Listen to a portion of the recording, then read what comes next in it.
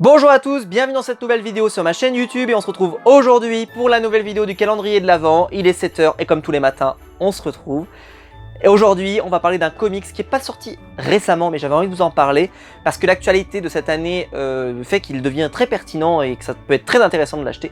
Pourquoi? Parce que si vous avez suivi cette année, on n'a pas pu avoir de San Diego Comic Con, on n'a pas pu avoir de New York Comic Con, ça a été un peu compliqué. Et donc DC a fait sa propre Comic Con, j'ai envie de dire, où bah, on a eu plus d'informations sur la Snyder Cut, on a eu plus d'informations sur le nouveau film Aquaman, on a eu plus d'informations sur le film Flash, on a eu plus d'informations bien sûr sur le film Wonder Woman qui, c'est compliqué pour sa sortie.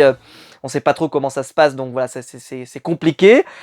Surtout que bon, aux États-Unis, ça fera longtemps que le film sera piraté, alors qu'en France, il sera toujours pas sorti, donc c'est vraiment quelque chose de compliqué pour la France, pour ce film.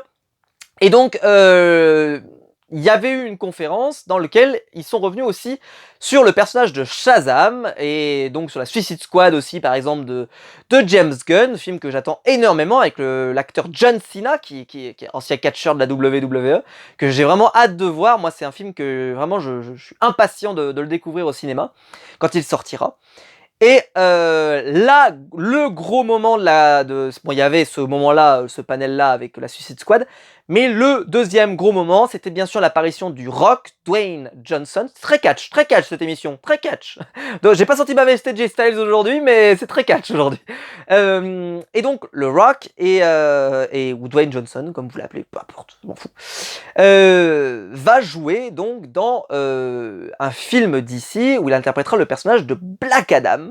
Et donc si vous voulez lire du Black Adam, eh bien il faut lire le comics Shazam. Alors Shazam, donc moi je l'ai dans la collection Eagle Moss, mais il est sorti dans la même édition, pareil, la même de chez Urban. D'ailleurs qu'il était ressorti en noir et blanc, mais je pense pas qu'on le retrouve tout. Si vous le trouvez peut-être. Moi j'aime bien les éditions couleurs, donc je vais pas vous encourager à acheter les noirs et blancs, mais elle existait en noir et blanc.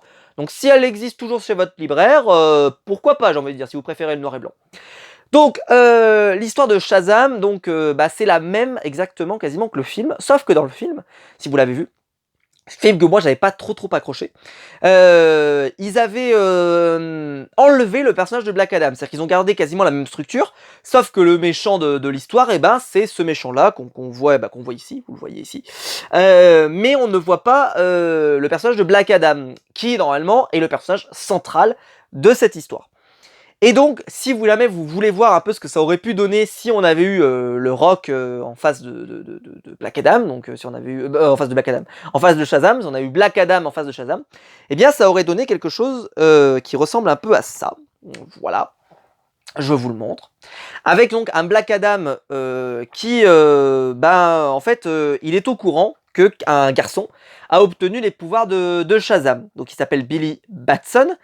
Et donc il va être, on pourrait le dire, jaloux. Jaloux du fait que ça soit lui qui a été choisi pour avoir ce pouvoir. Et alors que Shazam, lui, il a une version un peu corrompue de ce pouvoir. Et donc, Black Adam, pardon, a une version corrompue de ce pouvoir. Et donc, Black Adam va le chercher. Donc, on a par contre exactement la même chose que dans le film. C'est-à-dire que il arrive Shazam arrive Billy arrive dans une famille. Il a des gens qu'il ne connaît absolument pas. Donc, il a des nouveaux frères et sœurs qui sont là autour de lui. Il les apprécie pas plus que ça. Il a un petit côté un peu renfermé sur lui, un peu délinquant, un peu tout ce que vous voulez. Il va se faire enlever par une force surnaturelle. Il va se présenter devant un mage qui a des pouvoirs. Je peux vous montrer parce que ça c'est quasiment au début. Hop, est-ce que je peux pas vous montrer cette planche là? Je ne sais pas si je vais réussir à la retrouver. Et en gros, voilà, vous avez un passage, donc Billy va se retrouver en face ah, c'est là. Voilà, c'est ici. Où en fait il va se retrouver en face de quelqu'un un peu bizarre, type un peu Merlin l'Enchanteur, j'ai envie de dire, et en fait il va lui dire qu'il cherche quelqu'un avec un cœur pur, qui n'a jamais rien fait, jamais de faute, etc. Et Billy va lui répondre un peu en rigolant, va lui dire oui mais je suis désolé mais il y a personne qui pourra marcher dans votre histoire parce que tout le monde a fait quelque chose parfois de pas totalement, personne n'est pur à 100%, donc là vous recherchez le mouton à trois pattes quoi. Et donc le mec se rend compte un peu de ça et donc il décide de faire confiance à Billy parce que c'est le premier qui a été honnête un peu avec lui et qui a pas voulu ce pouvoir par cupidité, voilà, mais plus pour lui disant, bah voilà, je vous le dis tout de suite, mais personne voudra de votre truc, parce que vous pourrez jamais le donner à personne, quoi. Et donc, il reçoit les pouvoirs de Shazam, ça va le faire grandir, mais alors, Shazam, il a un défaut, par contre, le comics, dans son écriture, c'est que c'est un enfant, donc il a des réflexions d'enfant, mais quand il est en mode adulte, bah, ça fait un peu bizarre, hein, forcément.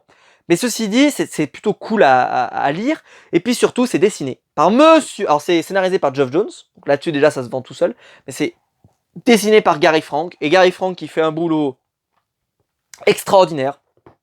Il n'y a rien à dire. Voilà, il n'y a rien à dire, c'est presque parfait, c'est magnifique et maîtrisé de bout en bout, avec un dessin sublime.